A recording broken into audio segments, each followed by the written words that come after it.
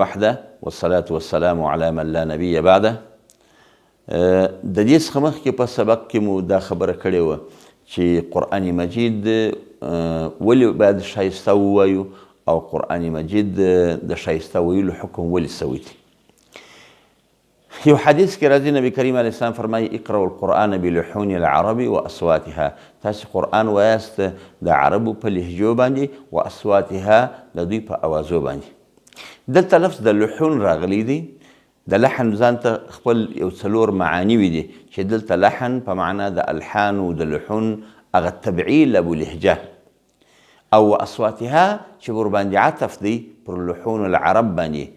یعنی دا راغلی اقرأ القرآن، تاسو قرآن وایاست بلحون العرب د عربو په الحانو باندې و اصواتها او د دوی پر اوازو باندې.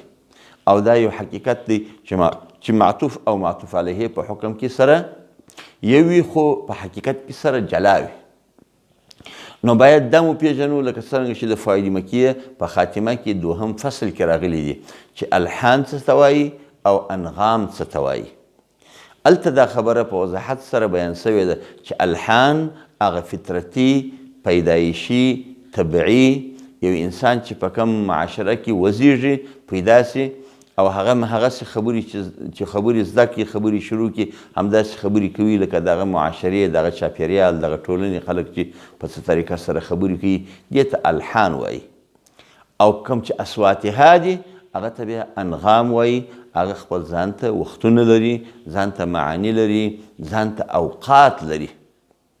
یعنی داسې اوقات لري چې د سهار وخت ځان ته لهجه وخت لري، د ماپښین ځان ته لري، د مازدیګر وخت ځان ته دی او د ماښام لهجه ځان ته ده، د ماخوستن لهجه ځان ته ده. اوس به راسو چې قرآن مجید په مقاماتو باندې ویل څرنګه دي.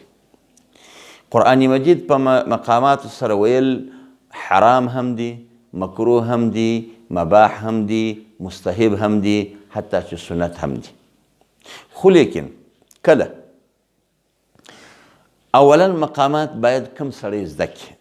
په دې باندې خبره وکړو. مقامات د قرآن مجید د ښایسته ویلو یو سبب او ذریعه ده. خو هر شی باید خپل په وخت کې او خپل په ځای باندې کښېښول سي. هغه عرب وایي وضع کل شی فی مرتبته. هر طالب علم چې مقامات زده کوي د هغه دپاره دا لازمه ده چې اول علم تجوید زده کړي. ځکه علم تجوید زده کول فرض عین دی، فرض دی. او مقامات کله حرام دی، کله مباح دی، کله سنت دی او کله یو ښه کار دی. نو هغه سړی چې تجوید یې نه ویلی زه بلکل د هغه سړي ته اجازه نه ورکوم چې هغه د مقامات زده کړي. ځکه چې د مقاماتو حیثیت داسې دی لکه یو مستحبات. مثلا علم تجوید فرض دی. یو سړی فرض لمونځ نه کوي، د ماخوستن فرض لمونځ نه کوي، 3 رکاته وتر چې واجب دی هغه نه کوي، 2 رکاته سنت دی هغه نه کوي او وایي پر 2 بجې مه راکښېنوئ زه تهجد کوم. او وروره تهجد خو هغه وخت ښه کار دی چې ته فرض وکړې، واجب وکړې، سنت وکړې، نو بیا به ته هغه مستحبات او هغه ښه کارونه کوې. تا فرض پرېښي دي، واجب دي پرېښي دي، سنت دي پرېښي دي او بیا وایه چې زه مباح او مستحبات او ښه کارونه کوم.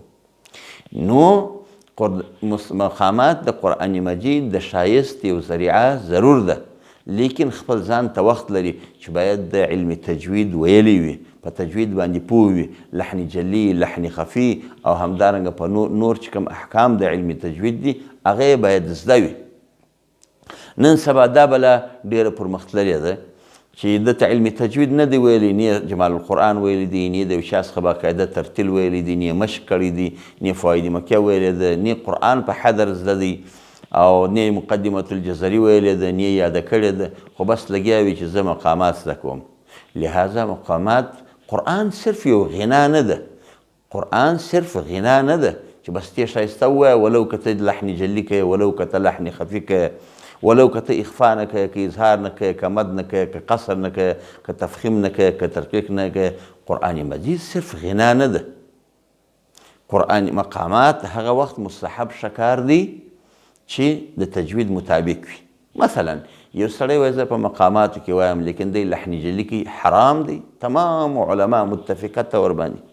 یو سړی په مقاماتو باندې قرآن وایي خو لحن خفي کوي، مکروه دی، مکروه تحریمي.